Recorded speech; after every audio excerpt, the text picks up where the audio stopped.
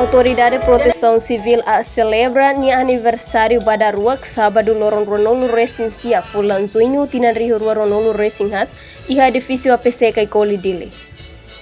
Aniversário ne participa o vice-primeiro-ministro Mariano Assanami Sabino, ministro interior Francisco Guterres, secretário de Estado de Proteção Civil Domingos Mariano Reis, no parceiro nacional no internacional Sira. E a celebração aniversário ne Mariano Assanami Sabino Russo a Autoridade de Proteção Civil na fatin Kontinua sirania serviço na iha no tal prioridade mos ba iha município Liliu área rurais. Representa o primeiro-ministro Caracatou, a tua boa, parabéns para mim. Agradeço a Teves. Também minha existência, antes de minha moto, e me for vida, minha vida, a tu salva-me ser o minha vida. E daí, determinação, dedicação, commitment, no bem que toram, e boa que Teves.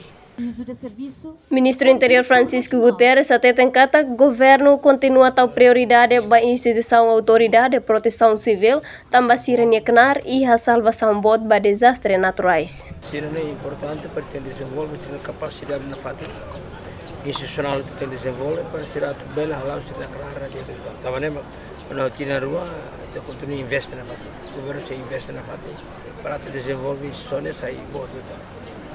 Entretanto, o secretário de Estado, Autoridade de Proteção Civil, até tem aniversário APC Nia badala rua ne prote down hela 24 horas, qualquer momento de pronto a tu servir povo digno se ameaça desastres naturais. Ne prote down hela 24 horas, qualquer momento de pronto para te servir o povo digno se ameaça desastre que catástrofe ne bem respeito a comunidade todo esse território. Nebe la bela dúvida que o seu povo e a autoridade de proteção civil pronto ela atende, não responde necessidade comunitária ou digno.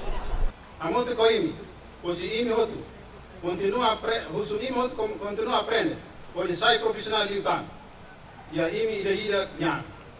Pode aumentar o espírito de unidade, espírito de solidariedade, espírito humanitário, no espírito de sacrifício para sentir o Estado, pode servir o povo no governo que uma vez. Equipa cobertura VIP TV.